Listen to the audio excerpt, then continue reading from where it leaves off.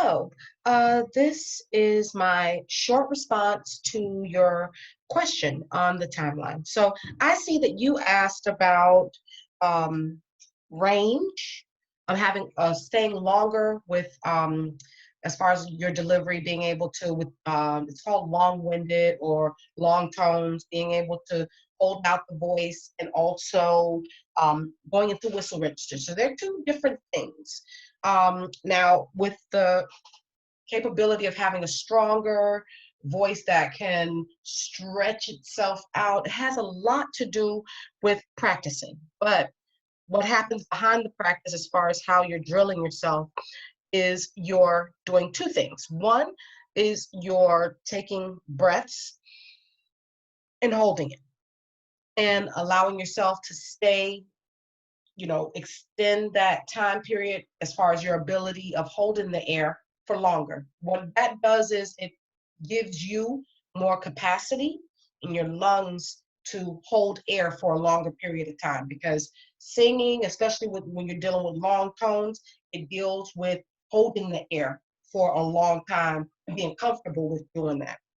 Now, when it comes to volume and having a real big voice, that registers with a good combination of your chest and your face. So you want to push at the same time. So what it is you're pushing here more to bounce the voice up, but you're doing it where you're kind of mimicking how you would raise your voice to someone if you were upset. So if you were saying how we're speaking now and I'm talking to you more in a conversation voice, if I was outside and I was like, hey, that's coming from the chest. And what I would encourage you to do is just do it so that you can feel where it's coming from.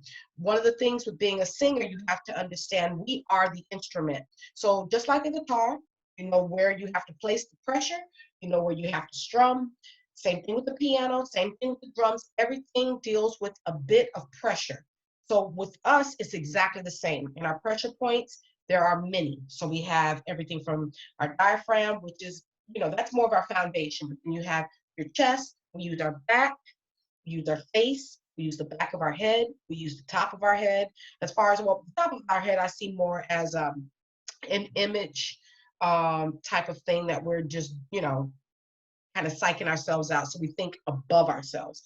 So if you watch the first video, it kind of breaks down in steps what those steps are to maintaining your voice in a way where you keep it close to speech. Now, big sounds, that's big sounds. Now, as far as whistle register, once you feel like you've reached a point where you are comfortable with yourself, it's very hard to reach whistle register capacity unless you have to be very relaxed, and you also have to have a lack of fear. So if you're thinking I can't do this, if you're already trying to build a range, but you have a tapping point where you kind of tap out, then it's not a good thing to try, because the one thing we want to always do when we're speaking and singing is we want to try to keep pressure out of here. So sometimes if you sing and you go up a scale and you start to feel that pressure, feel like it moves from the diaphragm to the chest, from the chest to the throat,